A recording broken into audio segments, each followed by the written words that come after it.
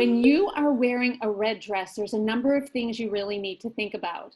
First of all, there's so many different color reds on the spectrum of red. You have pure red in the middle, and then on the color spectrum, it goes a little more toward the orangey side until you get to yellow. So you have the orangey, warmer reds on one side, and on the other side of the spectrum, heading toward the blue, you have the fuchsia colored reds, kind of what I have on now. So they're cooler reds. And you want to be really careful of what color red you're wearing so that you're wearing the right color red. If you have really warm, kind of golden colored skin, you want to wear the warmer color red. Now, just a hint, if you're wearing a red dress, you always want to match your lipstick to your dress. That way, you have the same color and your red doesn't look off.